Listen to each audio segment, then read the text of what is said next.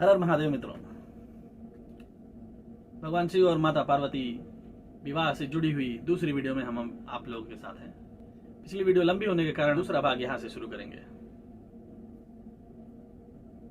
पिछले बार हमने देखा था कि कैसे भगवान दक्ष को श्राप देने के कारण, उनको दंड देने के बाद, उनको जिंदा करने के उपरांत कैसे देवताओं की विनती से माता उमा ने पार्वती के रूप में अवतार लिया है मेना के गर्भ से।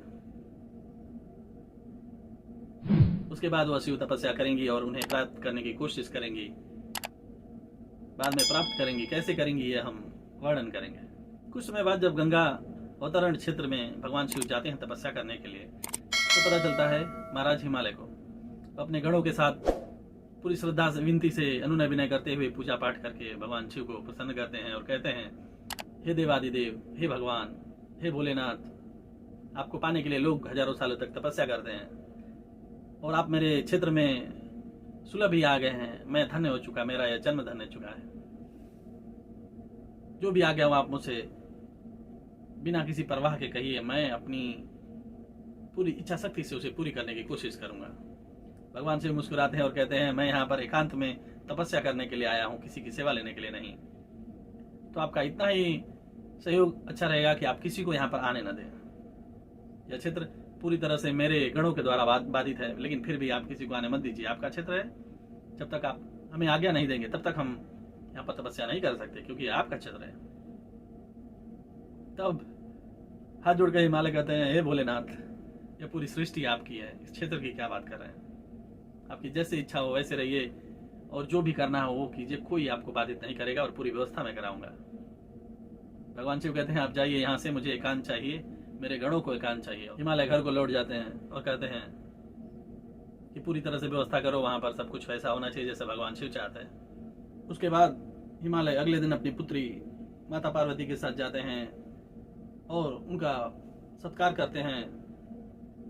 हाथ जोड़ने के उपरांत उनसे आज्ञा मांगते, हे प्रभु, यह क्षेत्र पूरी तरह से मैंने बाधित कर दिया है, यहाँ पर कोई भी आपको परेशान नहीं करेगा और मैं चाहता हूँ कि मुझे आपकी सेवा सत्कार करने की आने की आज्ञा मिलती रहे और मैं अपनी पुत्री को यहाँ पर छोड़े जाता हूँ, वो पूरी तरह से आपका ध्यान रखेगी, सेवा सत्कार करेगी।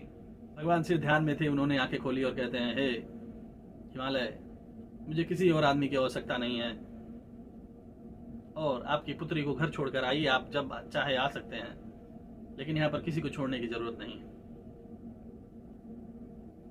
तो फिर हिमालय ने पूछा कि क्या बात हो गई, क्यों आप ऐसा कह रहे हैं, मेरी पुत्री में क्या खराबी है, क्या गलत कर दिया उसने।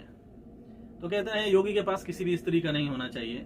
उसके बाद माता पार्वती हाथ जोड़कर विनम्र स्वभाव में कहती है, हे देवादिदेव, आप तो प्रकृति से परे हैं, आप ही सर्वव्यापी हैं, आप ही अंतर्यामी हैं, फिर भी आप ऐसी बात कैसे कह सकते हैं। आप तो प्रकृति में उलझे हुए लोगों की तरह बात करते हैं, जैसे कोई साधारण सा तपस्वी बात कर रहा है। आपको ऐसी बातें नहीं करनी चाहिए।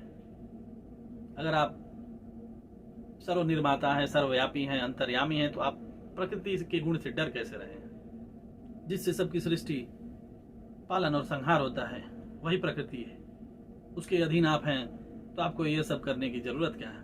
आप अंतर्यामी कैसे हुए, देवेश्वर कैसे हुए। माता पार्वती का सांख्य शास्त्र के अनुसार सुना हुआ यह वचन सुनकर भगवान शिव कहते हैं, हे देवी, अगर यही बात है तो तुम प्रतिदिन आकर मेरी सेवा करो और देखो मैं कैसे तपस्या करता हूँ और मैं यह प्रकृति के गुणों से ऊपर हूँ। यह सब कहकर भगवान शिव हिमालय को आज्ञा देते हैं कि तुम जाओ और चिंता मत करो, मैं यहाँ पर सकुशल हूँ। तुम्हारी पुत्री को मैंने आज्ञा दे दी है, वह मेरे प्रकृति के गुणों का अनुकलन करना चाहती है, तो उसको करने दो, कोई बात नहीं।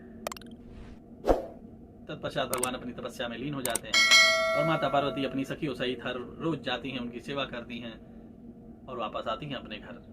उसके बाद एक समय तारकासुर ने पूरे इंद्रासन पर कब्जा कर लिया। सारे ब्रह्मा जी के आशीर्वाद से उसने सारे देवताओं को पूरे इंद्रलोक से निकाल दिया और अपने गणों को भर लिया। उनके सारे लोगों को अपने काम में लगा दिया और वहां पर राज करने लगा।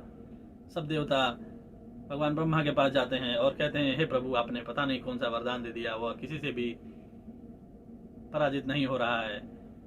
सबसे ताकतवर हथियार भगवान विष्णु का चक्र है, जो उसके सामने फूल माला की तरह लगता है। क्या किया जाए आप प्रभु, आगे हमारा मार्गदर्शन कीजिए। भगवान ब्रह्मा ने कहा, जो आदमी वर देकर उसको इतना मजबूत बनाया, अगर उसी के हाथों उसका वध हो तो ये अच्छी बात नहीं है। जो आदमी पेड़ को उत्पन्न करता है, उसको सींचता है, वही काटे, वो भी अच्छी बात नहीं है। तो वह भगवान शिव से पैदा हुए संतान से ही नष्ट हो पाएगा। इसके लिए मैं उपाय करता हूँ, तुम लोग जाओ। और वह जाते हैं, तारकासुर से मिलते हैं और कहते हैं कि इंद्रासन के लिए मैंने तुम्हें वरदान नहीं दिया था ताकि तुम यहाँ पर जीत कर विजेता बने घूमते रहो। तुम्हारा काम पृथ्वी पर है, तुम वहां पर राज करो, इसलिए तुम यह देवताओं के लिए छोड़ दो और पृथ्वी पर अपना राजपाट करो। तो वह आज्ञा मान लेता है थोड़े दिनों के लिए। उसके बाद वह चला जाता है पृथ्वी पर। उनके ब्रह्मा जी के कहने पर सारे देवता आ जाते हैं इंद्रलोक में दोबारा। उसके बाद यह बात ब्रह्मा जी के आज्ञा से ही होती है कि माता पार्वती अभी यौनावस्था में है, वहां पर भगवान शिव की सेवा कर ही रही हैं। भगवान शिव जो हैं अपनी तपस्या में लगे हैं। अगर कहीं से उनके अंदर काम उत्पन्न हो जाए और चाहें कि माता पार्वती की विवाह जो है उनसे हो जाए, तब उनसे पुत्र की उत्पत्ति हो सकती है। तो सब लोग मिलकर भगवान इंद्र के साथ जाते हैं कामदेव के पास। कामदेव से कहते हैं कि आप जाइए, उनको मोहित करिए और उनके अंदर धारणा उत्पन्न करिए ऐसी, क्योंकि वह दो योगी आदमी हैं, उनको ये सब फर्क पड़ने वाला नहीं है कौन सेवा कर रहा है, कौन क्या कर रहा है। और माता पार्वती आती हैं, रोज सेवा करती हैं और चली जाती हैं। तो कामदेव जी जाते हैं उनको काम वासना से लिप्त करने के लिए, और भगवान शिव अपना तीसरा नेत्र खोल देते हैं, वहीं पर कामदेव भस्म हो जाते हैं। यह भी एक बड़ी लंबी चौड़ी कथा है, इसको भी पढ़िए, बहुत आनंद आता है पढ़ने में। उसको भस्म करने के बाद नारद मुनि जाते हैं, अब कोई रास्ता नहीं बचता तो जाते हैं माता पार्वती के पास और कहते हैं कि हे माता पार्वती, आप ही को तपस्या करनी पड़ेगी भगवान शिव को पाने के लिए, क्योंकि हम लोग सब तरह से अपना मार्ग अपना चुके हैं, भगवान शिव इसके लिए राजी नहीं है। फिर वह उन्हें मंत्र का उपाय देते हैं, नमः शिवाय कहने के लिए कहते हैं, और उसको बहुत सारे भेदों के साथ उनका अर्थ बताते हैं और महत्ता बताते हैं। माता पार्वती अपनी दोनों सखियों के साथ अपने पिता से आज्ञा लेती है तपस्या करने के लिए जाने के लिए। पिता तो आज्ञा देते हैं, लेकिन जिनकी माता है मैना, वो आज्ञा नहीं दे पाती हैं। लेकिन थोड़ा जिद करने के बाद वो भी आज्ञा दे देती कि भाई जाओ, तुम्हारी जिंदगी है, जो मन करे वो करो। वो चलती हैं तपस्या करने के लिए गंगोत्री धाम। वहां पर बहुत सारी व्यवस्था करती हैं, पेड़ पौधे लगाती हैं, रहने की जगह बनाती हैं और वहां पर तपस्या करने लगती हैं। वो अपनी सखियों के साथ रहती हैं, जब भी तपस्या से खाली होती हैं पेड़ पौधों को सींचती हैं, उसके बाद तपस्या करती हैं। माता पार्वती ने तपस्या आरंभ कर दी। पहले वर्ष उन्होंने फलाहार में बिता दिए, दूसरे वर्ष उन्होंने पत्ते चबा कर बिताए। उसके बाद धीरे धीरे छोड़ते छोड़ते निर्जल होते होते होते उन्होंने सब कुछ खाना पीना छोड़ दिया।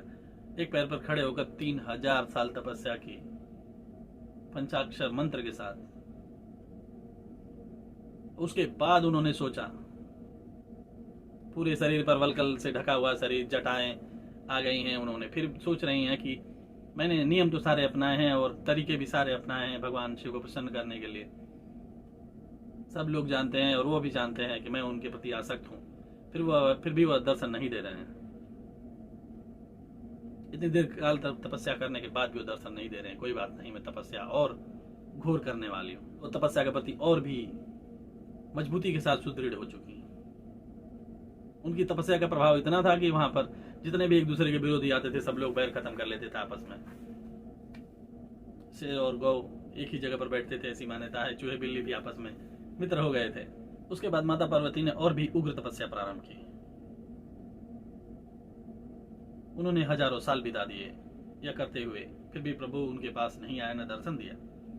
तत्पश्चात उनकी तपस्या से दुखी होकर उनके भाई बंधु बांधव हिमालय, मैना, मैनाक, मेरू, सुमेरु सब लोग आए और उन्होंने कहा कि तुम तपस्या का भाव छोड़ दो, क्योंकि भगवान शिव प्रसन्न नहीं हो रहे और तुमसे विवाह करने के लिए तैयार नहीं होंगे।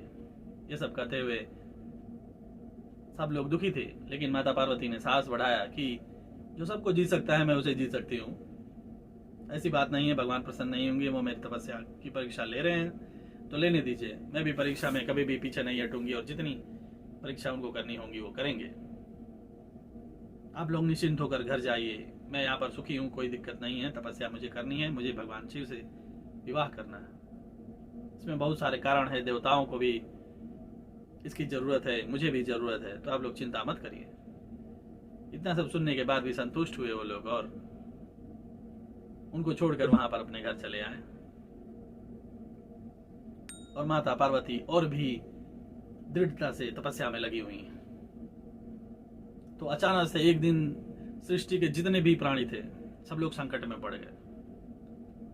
सब लोग को समस्या होने लगी। सब लोग भागते भागते ब्रह्मा जी के पास पहुंचे हैं और समस्या बताया कि पूरे प्राणी संतप्त हो रहे हैं, जिससे कोई भी प्राणी ढंग से न रह पा रहा है, न बैठ पा रहा है, न उठ पा रहा है। सब लोगों को जलन की अनुभूति हो रही है। यह सुनने के बाद ब्रह्मा जी गए क्षीर सागर भगवान विष्णु के पास यह समस्या बताने के लिए। वहां पर देखते हैं भगवान विष्णु अपनी शयन मुद्रा में अपनी शैया पर लेटे हुए हैं। उन्हें सब लोग प्रणाम करते हैं और उनको बताते हैं कि हे प्रभु, ऐसी ऐसी बात है, संतप्तता सबको सताए हुए है, सब लोग परेशान हैं, क्या किया जाए। भगवान विष्णु कहते हैं इसका एक ही उपाय है, चल के सब लोग भगवान शिव से तब आग्रह करिए कि भैया तपस्या का फल दो माता पार्वती को और उन्हें अपनाओ और सबकी जरूरतों को पूरा करो। ये कहते हुए भगवान विष्णु सबके साथ जाते हैं। तो रास्ते में जाते समय उनको माता पार्वती का आश्रम दिखता है, जो कैलाश से थोड़ा ही दूर है, लेकिन फिर भी भगवान शिव हजारों साल तक उनको दर्शन देने नहीं जाते। वहां पर देखते हैं भगवान शिव प्रसन्नचित मुद्रा में बैठे हुए हैं, तपस्या में लीन हैं। लेकिन वहां पर उनके पास जाने के लिए सब लोग डरते हैं, बोलते हैं कि उनकी अग्नि का सामना कोई नहीं कर सकता, इसलिए आप ही जाइए प्रभु। भगवान श्री हरि विष्णु कहते हैं कि अरे चिंता की कोई बात नहीं, भगवान सबको थोड़े भस्म कर देते हैं। जो दुष्ट होते हैं, पापी होते हैं, उनको भस्म करते हैं, लेकिन जो ज्ञानी हैं, सच्चे हैं, साधु हैं, महात्मा हैं, देवता हैं, उनको थोड़े भस्म करते हैं। फिर भी कोई जाता नहीं है। भगवान विष्णु जाते हैं, पहले देख कर आते हैं सब कुछ ठीक है, इसके बाद सब लोग उनके साथ जाते हैं। प्रणाम करके सब लोग उनसे विनय करते हैं कि हे प्रभु, माता पार्वती इतने सालों से आपकी तपस्या कर रही हैं, आपको पाना चाहती हैं, तो आप हम पर कृपा करिए। प्राणियों में संतप्तता पाई जा रही है, उसको दूर करिए और माता पार्वती को आप पाणी ग्रहण संस्कार के साथ अपनाइए।